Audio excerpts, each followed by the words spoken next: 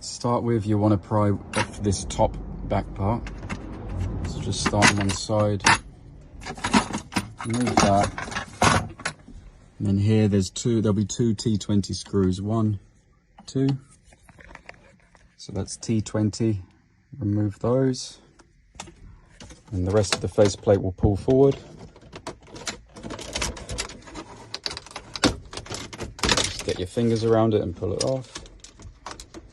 Make sure you don't disconnect the passenger airbag, because if you turn it on while it's unplugged, you'll get an airbag warning light appear, which will be difficult to get rid of. So just leave it up. My advice is just leave it plugged in. You can take out this one temporarily, give you a bit more space to work with, but definitely not the airbag one.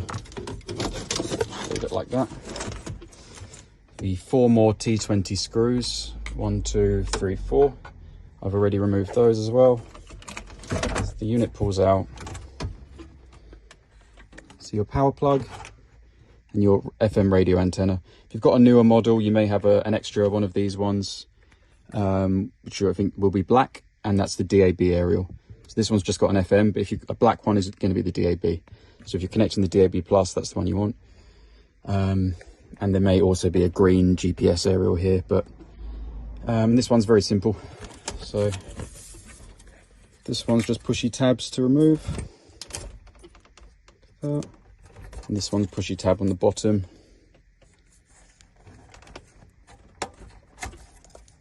And then lifts up and pulls out. Your harness in the bag, you may have 2 harnesses for an older and a newer model. So that's the newer style.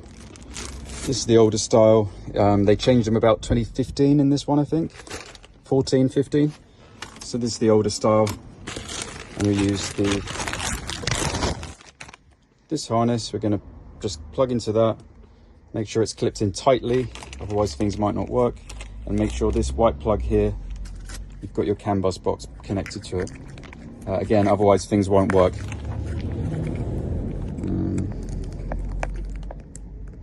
Just bear with me 1 second.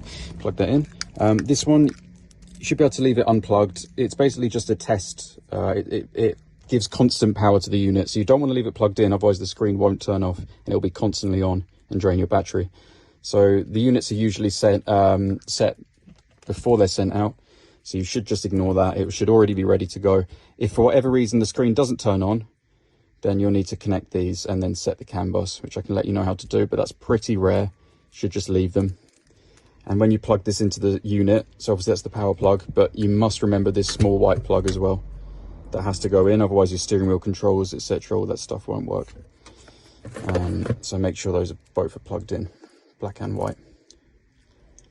I'm going to plug that in, and I'm going to start feeding the other cables through: the microphone, the antenna booster, extender. These ones, you don't want to overthink these. The GPS is the blue and the Wi-Fi is the pink. You don't need to overthink them. They can just get stuck down onto any flat surface. On the side there I do, or on the top here. It doesn't matter. Just stick them anywhere and they'll work the same. Microphone I feed behind the steering wheel, behind the panels, up here, and then I either put it here or up here. And then your USB cables and SIM card holder.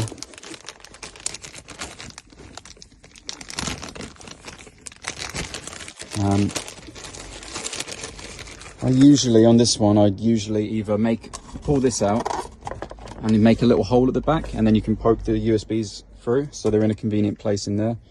Or you can see this one's already got a hole here, so someone's probably already had something there. You could do that as well, put a USB there. Or you can, up here, you can remove this little panel piece, and then you can feed them through there as well. That's also quite convenient for feeding your camera cable, if you're doing a camera, from that side, behind the glove box, through to here. If you're not doing a camera, it's basically just the USBs and the SIM card holder to think about, and the microphone. So the SIM card holder, you could feed that into the glove box through that hole, and then just make sure your mic's plugged into the one labeled mic. You can ignore the test cables, just throw those away, and then you've got camera to connect the camera. But even if you don't have a camera, still plug it in because it's got Bluetooth antenna booster as well. That's all the cables. I'm going to plug everything in now.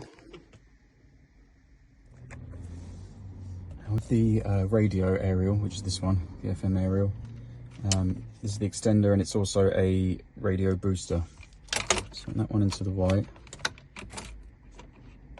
See, they can pop out sometimes. These can be loose, so make sure they're pushed right in. And then the one antenna, the blue one, you can join it to this blue one antenna.